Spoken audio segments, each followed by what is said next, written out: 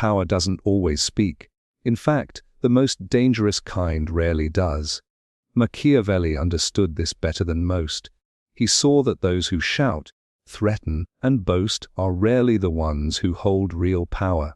Because true fear doesn't come from words, it comes from presence, from control, from silence that feels like a loaded weapon.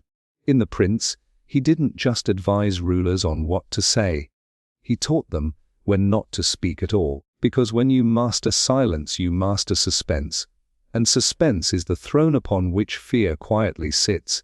Understand this: people fear what they cannot predict. And when you are silent, unreadable, and precise, others begin to imagine the worst. And that imagination does far more damage than your words ever could. Most people rush to explain, to justify, to soften their presence. They speak quickly so others won't misunderstand. But Machiavelli would say, let them misunderstand. Let silence make them wonder what you're thinking, what you're planning, what you're capable of, because unpredictability breeds caution, and caution breeds control. Think of it this way: when a weak man is insulted, he reacts, he raises his voice, he explains, he tries to reclaim his dignity through noise. But the powerful man, the one who truly understands the game, he simply stares. Maybe a small smile, maybe nothing at all, and that absence of reaction, it forces the attacker to question if they just made a fatal mistake. Because when no response comes, the mind starts filling the void with fear. This is the silent strategy: a presence so calm it's unsettling, a posture so still it disturbs, a reputation so sharp that your quietness becomes a message in itself.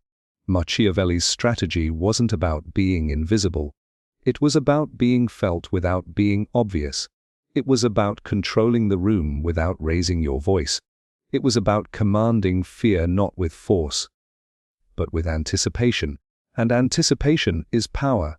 So how do you do it? You begin by mastering your emotions. You don't speak unless it serves a purpose. You don't explain yourself to people who are looking for weakness, not understanding. You let your actions speak louder than apologies, louder than rebuttals, louder than explanations. You sharpen your discipline. You study people more than you engage them. You respond slowly, if at all. And you let your silence stretch just long enough for discomfort to set in. That discomfort, that's dominance. Because in the presence of silence, people reveal themselves. They get nervous, they ramble, they guess. And in guessing, they show their intentions, they expose their fears, and they hand you control. A loud man needs the room to validate him. A silent man lets the room validate itself. And when the room starts shifting around your silence, you know you've won. Machiavelli knew this wasn't easy. Silence is painful for the emotional. But for the strategic, it's a weapon sharper than any blade.